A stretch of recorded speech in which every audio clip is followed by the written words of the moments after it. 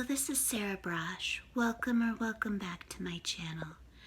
So I'm going to make a few quick videos tonight, and I probably will make longer videos tomorrow to elaborate on these issues, but I just wanted to knock out a few quick videos because I've been having kind of a block of some sort about making videos, so I thought it would be good if I just dove in and just sort of forced myself to do it. So this first video is going to be about Tariq Nasheed and Kamala Harris and blackfishing at Yale. That's the title.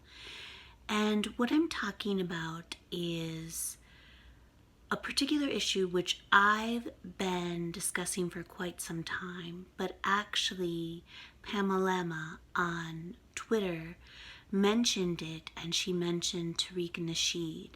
Now, Tariq Nasheed, I don't really know who he is or what he does, but he's one of these Twitter black social justice activists. He has a blue check mark. He has a large Twitter following, and he was one of the persons who tried to drive me to suicide on Twitter and subjected me to trial by Twitter without due process, and participated in the witch hunt against me and the global vilification and defamation campaign against me after the Living or Not Being Well Black hate crime hoax at Yale. Now, he called me a white supremacist, and he also called for me to be prosecuted. I'm not exactly sure what crime he thinks I committed. I didn't commit any crime, but he called for me to be prosecuted, and he called me a white supremacist. On the basis of what is unclear, since the only thing he seemed to be using as evidence was the ridiculous video that Lolata Siambola made of me on May 8th, 2018, when it could not have been more obvious that that video was created without my knowledge or consent, and also that she was using it to publicly shame me for my mental health disabilities, targeted me for my mental health disabilities with the participation of the Yale administration and police.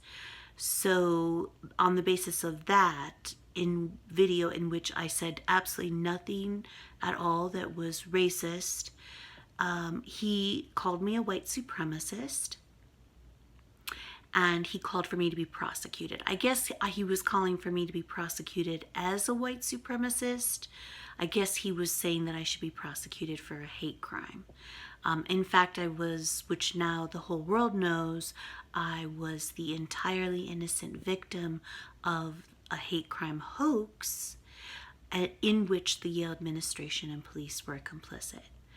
So there's that. But anyway, so what Pamela was talking about with respect to Tariq Nasheed the other night on Twitter is that she was saying that he was calling out Kamala Harris, and I took a look at his tweets, and he was saying basically, I don't think he didn't use the term blackfishing, which is basically catfishing except when you're pretending to be black, right?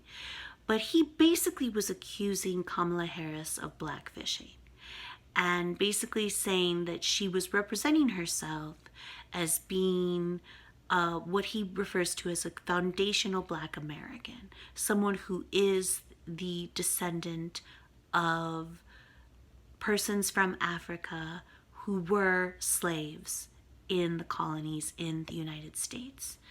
And so the African American descendants of those slaves, that's what he refers to as foundational black Americans. And so he doesn't see Kamala Harris as being legitimately that, because she has, I believe I'm saying this correctly, she had a Jamaican father, and I believe her mother was from India. I hope that that is correct. I believe that that is correct. So anyway, so he basically is accusing Kamala Harris of blackfishing, pretending to be, or at least saying that she's an appropriate representative of foundational Black Americans, people who are the actual descendants of slaves in the United States from Africa. So anyways, so that's what blackfishing is. And some people only think it's blackfishing if it's a white person who's pretending to be black or pretending to be a person of color. And there have been some pretty famous cases recently of professors, white professors, who were found out to be, or who admitted that they were pretending to be black people, pretending to be of mixed race, pretending to be people of color. And I want to say that what Tariq Nasheed is accusing Kamala Harris of is also a form of blackfishing. And actually, I think, and I discussed this with Pamela Lama on Twitter, that Tariq Nasheed should have been furious with Loulada Siambola, should have been furious with Jean-Louis Renaissance. And that is because these are people who are super privileged Africans. Jean-Louis Renaissance is not from Africa, I believe, but Loulada Siambola is. She's from Nigeria. Super privileged Africans. And there have been a number of these cases at elite universities in the United States, including Yale, obviously, who have usurped and subsequently destroyed and undermined the Black social justice movement in the U.S., and in particular, the Living While Black movement in the U.S. Okay, and I consider this a form of blackfishing because basically Loulada Siambola is representing the U.S. Black social justice movement in the U.S. as her struggle.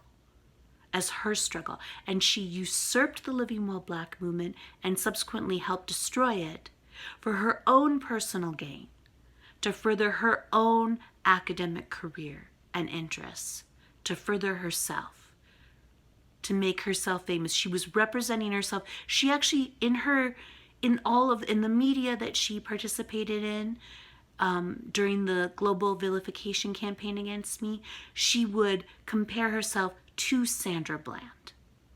She actually had the temerity to compare herself to Sandra Bland. And in fact, as I've already discussed and done YouTube videos, I in fact have been held at gunpoint by Texas State Highway Patrol on the side of the 10 outside of San Antonio. And that is a story that I told at the Justice Collaboratory at Yale Law School to my then advisor, Tom Tyler, and the other Justice Collaboratory members. So yes, Loulada Siambola perpetrated the Living or Napping While Black hate crime hoax at Yale with Jean-Louis Renaissance, with the complicity of the Yale administration and the Yale campus police and many others. And I do believe that the results of my FERPA request at Yale, when I finally get Yale's internal emails, that it will reveal the complicity of a number of entities, including Sean Kane, including the ACLU, including the New York Times, etc. But anyway, so I consider what Loulada Siambola did as a form of blackfishing. She's representing the struggle of African Americans, of Black people in the U.S. who are descendants of slaves. She's representing their struggle as her struggle. She's using their struggle for her own personal gain, and she doesn't care if she destroys the movement by perpetrating a hate crime hoax in the process. And I consider this a form of blackfishing, along the lines of what Tariq Nasheed accuses and continues to accuse Kamala Harris of doing. So I have, for a very long time, since the beginning, almost immediately after May 8, 2018, have said that it shocks me, it really shocks me that Black social justice movement activists and leaders in the U.S. have allowed these hyper-privileged, these super-privileged Africans at elite universities in the US to usurp and help destroy the US Black social justice movement, and in particular the Living Well Black movement. And I do consider this a form of blackfishing. And Tariq Nasheed, instead of attacking me without basis, wholly without any evidence, completely without any basis whatsoever, as a white supremacist who should be prosecuted for a hate crime, for what, I don't know, but he sure was adamant that I should be prosecuted for a hate crime as a white supremacist. In fact, he should have reserved his vitriol and his rage and his outrage for Lolata Siambola. He should have been even more outraged at Lolata Siambola for blackfishing at Yale than he was at Kamala Harris for her blackfishing. And I just, I don't want these videos to be too long tonight because I'm pretty tired, but that was the main point that I wanted to make, and I will elaborate on that issue in further videos. Okay, thank you so much for watching, and I will have my PayPal me and GoFundMe links below. Please donate to my legal fund so that I can sue Yale and the fake news press and the moral outrage industry and restore due process and save the Civil Rights Act. Thank you so much. I love you all so much for all of your support. Thank you. All right, I'll talk to you later. Bye.